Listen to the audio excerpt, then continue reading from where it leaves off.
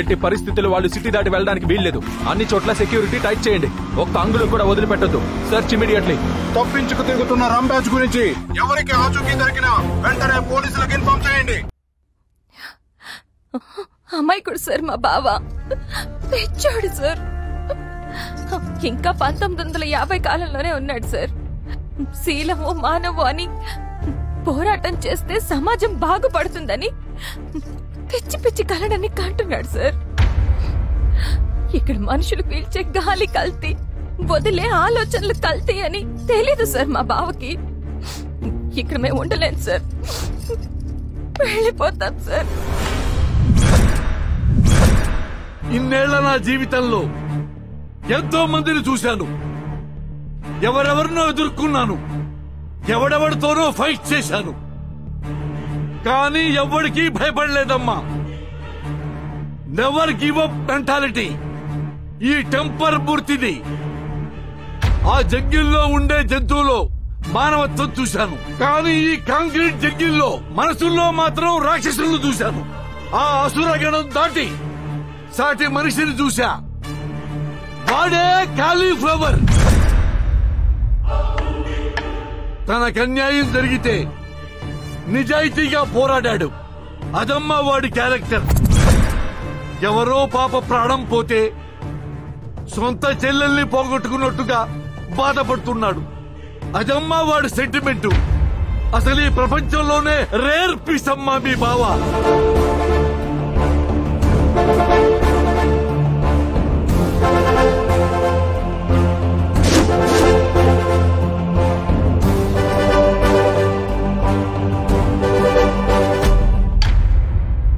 వాడు పోరాటం చేస్తున్నది చరిత్రలో నిలబడటానికి కాదు, చరిత్ర సృష్టించడానికి.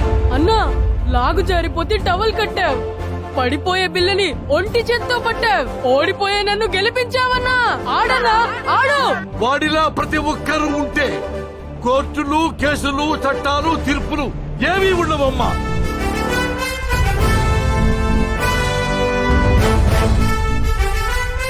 వాడు ఓడిపోవటం ఏంటమ్మా? ఓడిపోడు. వాడు ఓడిపోతే దేవుడే ఓడిపోయినట్టు.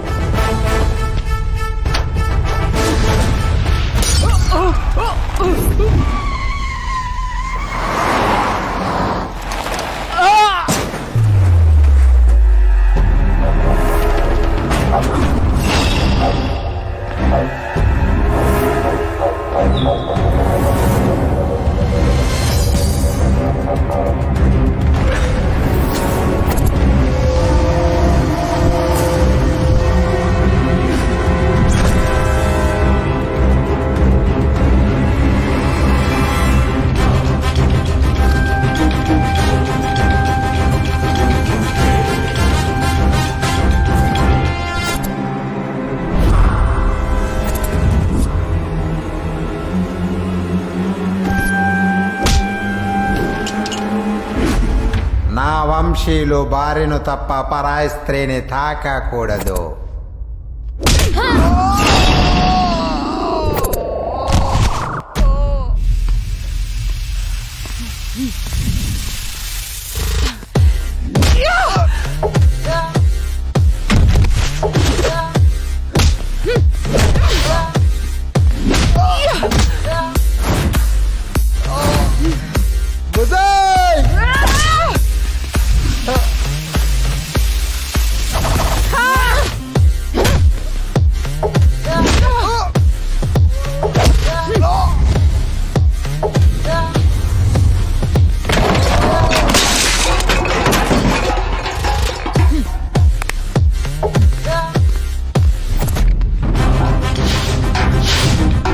రండి అబ్బా.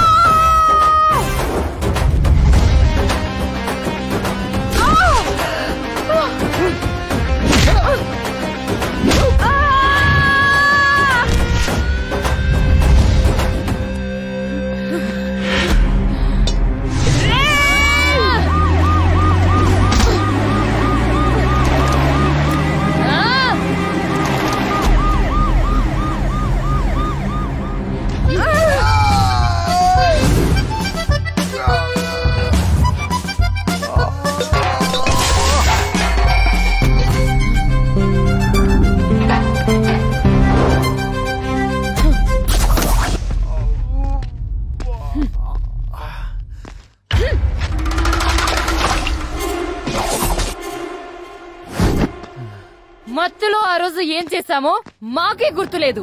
ఫ్రీగా సుఖపెడితే సుఖపడకుండా ఈ లంగా పనులేంటే లపో.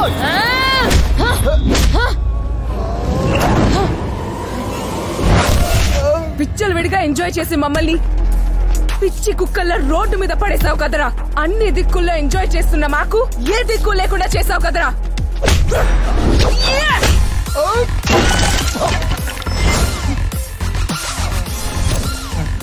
మేం కలలు కని కట్టుకునే అమ్మాయిని కొలాబ్ చేసావు కదరా. కొలబద్దరా కొడక. కంట్రీ దాటి వెళ్దాం అంటే వెళ్ళనీకుండా చేసావు కదరా. Country brute.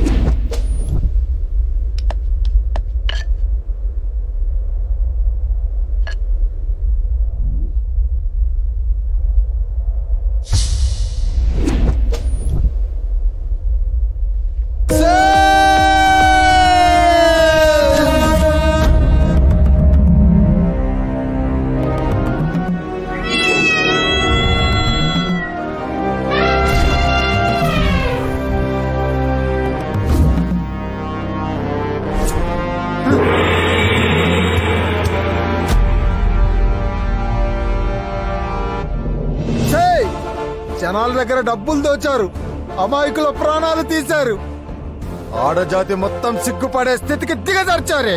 తప్పుల మీద తప్పులు చేస్తూ మీ దుర్మార్గాల్ని దాచిపెట్టుకోవడం కోసం నిజాల్ని సమాజ్ చేశారు కదే. మా తాత మాటను గౌరవిస్తూ ఇప్పటి వరకు ఆడవాళ్లను తాకలేదు. కానీ మనిషి కంటే శీలం గొప్పది, శీలం కంటే నిజం గొప్పది, నిజం కంటే ఏదీ శాశ్వతం కాదని నాకిప్పుడు అర్థమైంది. నిజానికి చెడును నాశనం చేసే శక్తే ఉంటే మీ ద్వారా మలినమైన ఈ శరీరం మిమ్మల్ని శిక్షించడానికి ఇప్పుడే ఇక్కడే అగ్ని పునీతం కావాలి.